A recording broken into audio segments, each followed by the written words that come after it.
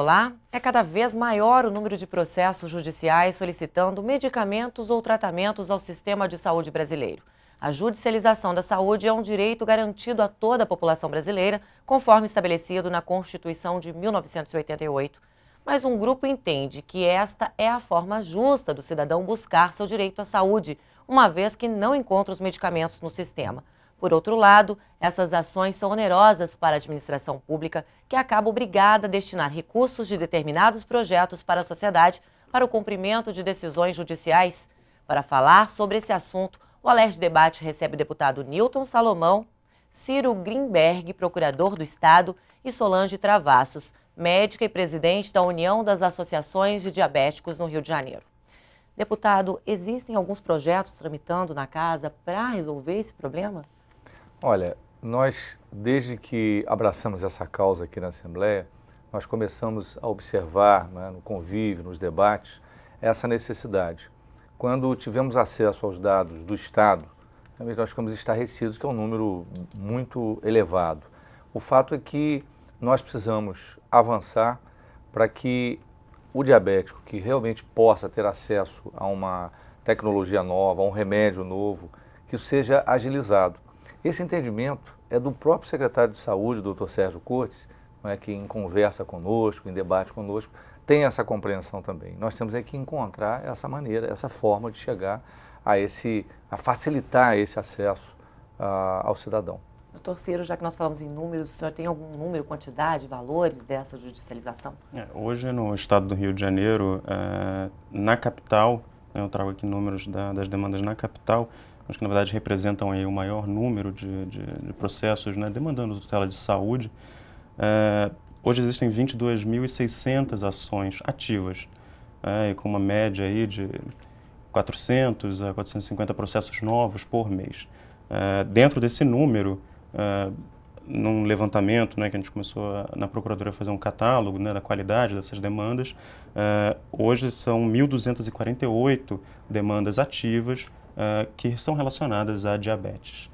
E, assim, perto do número da população do Estado, ainda não é um número assim, expressivo, o que, na verdade, nos deixa até muito preocupado, porque isso significa que nem toda a população ainda, sobretudo considerando os índices da diabetes dentro da população média brasileira, isso demonstra que, na verdade, esse acesso, ainda que garantido judicialmente, ele não está sendo distribuído de uma forma uniforme, né, por toda a população e dependente, né, das insulinas e de todos os medicamentos para tratamento da sua doença.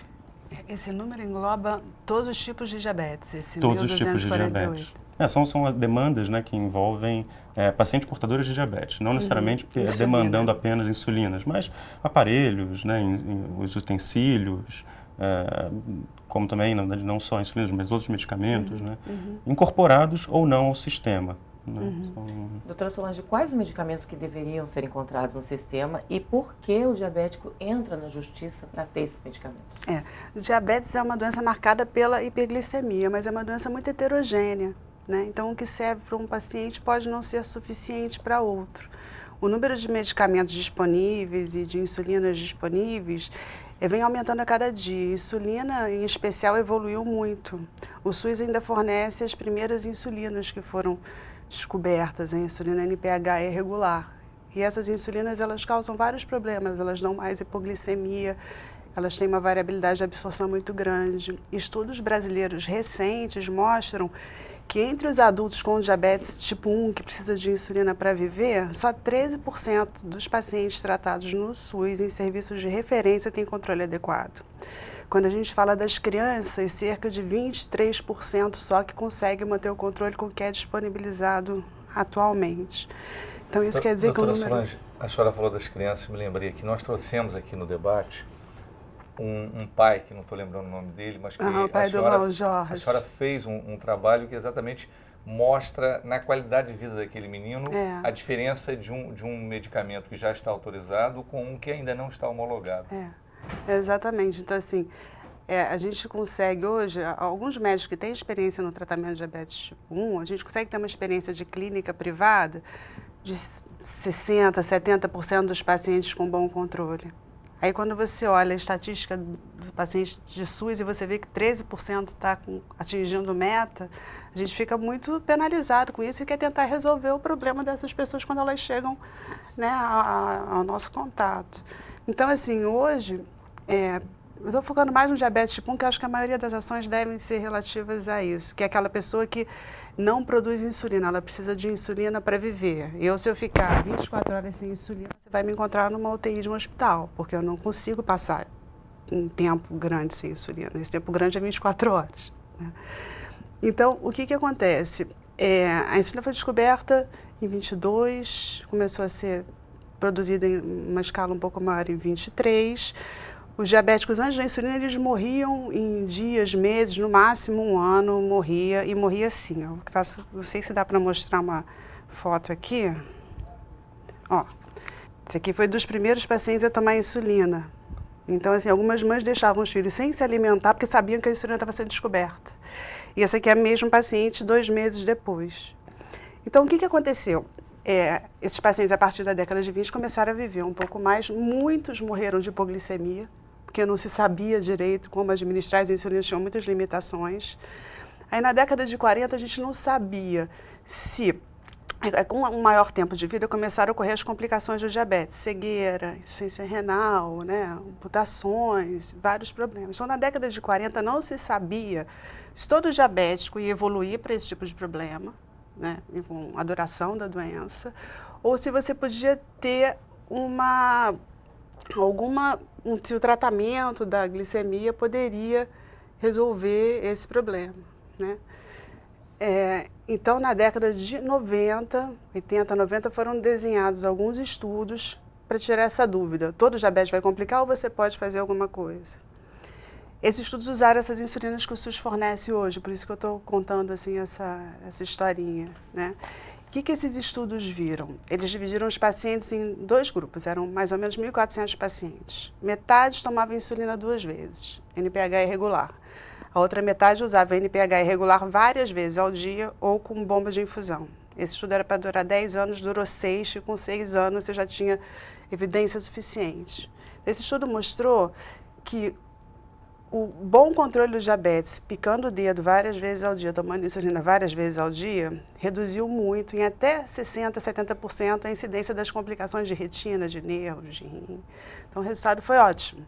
Só que, para cada 100 pacientes que atingia a meta de controle para estar protegida dessas complicações, 80 casos de hipoglicemia grave, com perda da consciência e coma.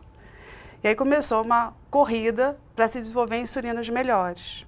E essas insulinas começaram a chegar, as primeiras que são de curta duração, para tomar toda vez que come, que substitui a insulina regular que o SUS dá, em 1996, chegaram aqui no Brasil.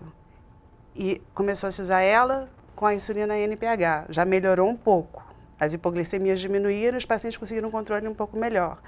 Só que ainda a hipoglicemia continuava sendo calo no sapato dos diabéticos. Na hora que você melhora o controle para diminuir a complicação, o paciente começa a ter hipoglicemia. Hipoglicemia, dependendo do paciente, é risco de vida, né? Aí o que aconteceu? Em 2000 foram lançados os primeiros análogos de insulina de ação prolongada para substituir a insulina NPH. Então, as insulinas que deviam estar disponíveis no SUS, elas já têm mais de 12 anos, tem mais de 14 anos de descoberta. Eu falo 12 anos porque elas chegaram no Brasil a esse análogo de ação prolongada em 2002. E as outras de ação curta em 96. Então, assim, já tem muito tempo no mercado essas insulinas e o SUS continua dando as mesmas insulinas que foram inicialmente descobertas. Então, isso é muito difícil. Graziela, existe, nesse contexto, né, primeiro, esclarecimento da doutora Solange da diferenciação para cada paciente, né? Cada paciente tem uma realidade. Nós aprovamos uma lei aqui garantindo acompanhante para os dependentes de insulina nas internações hospitalares. Por quê?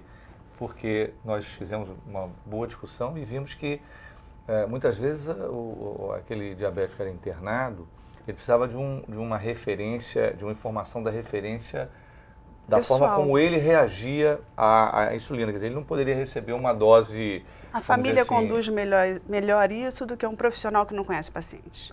Né? Se é um paciente que está adaptado, que está em tratamento. Então, no outro exemplo, nós também colocamos aqui do menino, que eu não estou lembrando... Do Luan. Do Luan.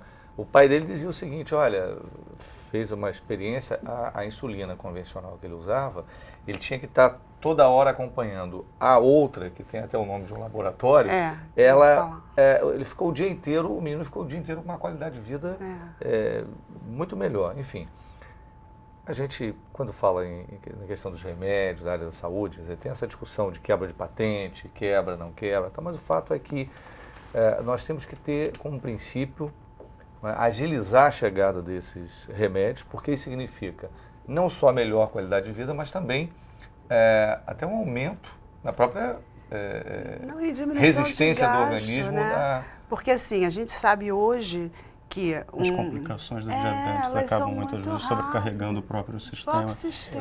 Essa é uma colocação até que, em relação a isso, acho que a discussão toda ela se pauta, né, nessa definição de uma política pública de saúde, no caso, na assistência ao paciente insulino-dependente. Né? E eu sempre costumo fazer, né, uma exposição demonstrando que, na verdade, essa definição de uma política pública de saúde, ela passa por um primeiro grande dilema, que é, assim, exatamente, definir o que é saúde. O que é esse bem-estar, né, esse status de bem-estar físico, psíquico e social. E mais do que isso, então, a partir da definição desse bem jurídico, quais seriam os meios, então, eleitos? Né? Como é que a sociedade elege o que garantir esse bem-estar físico e psicossocial? Porque, muitas vezes, então, bem-estar para mim pode ser, sei lá, né, sair, viajar, e isso é saúde também, né? E aí, então, eu vou garantir uma política pública de saúde que garanta tickets de viagem, né, para todos. Então, esse é um grande dilema. E aí, o terceiro dilema, né, para essa definição da política pública de saúde, ela vem justamente num ponto que é como eu garanto um equilíbrio entre essa demanda e essa dimensão coletiva que a saúde tem com aquela demanda individual, que é aquilo, como eu vou garantir, então, um acesso mais amplo possível e de maior qualidade, e, ao mesmo tempo, eu vou considerar as particularidades, né? Isso, como deviam dizer, na situação desse menino, né? Dessa criança, com as particularidades, as individualidades desse paciente. Sendo que, na verdade, se eu peso um lado da balança, eu acabo gerando um atendimento mais restrito, porque eu vou começar só a olhar a individualidade. Mas se eu peso o outro, eu acabo justamente excluindo né, grande parte da população que teria ali um direito legítimo de ter assistência. Então, essa é uma dificuldade, né, sempre nessa definição. E acho que hoje, assim, eu né, venho verificando até a atuação dentro do Ministério da Saúde, me parece assim, que seria muito prudente até que a gente começasse até a instigar a Comissão Nacional de Incorporação de Tecnologias para que ela faça essa avaliação dessas insulinas, né? Inclusive incorpore isso ao sistema. Nós, aqui na Assembleia, nós temos feito essa discussão no sentido de encontrar uma saída aqui no âmbito do Estado, até a partir de uma provocação do próprio Dr. Sérgio Cortes, secretário de Saúde, para assegurar recursos que pudesse o Estado, não é? Porque, na verdade, o Estado está sendo demandado. Esse recurso aí é o Estado que... as prefeituras do Estado, os municípios também. Então, o fato é que também, para o Estado, não é, encontrar uma solução pode significar uma redução de imediato e de médio e longo prazo do custo do financiamento da saúde. Tá ok. Nós vamos para um breve intervalo e já voltamos com o Alerj Debate. É só um instante.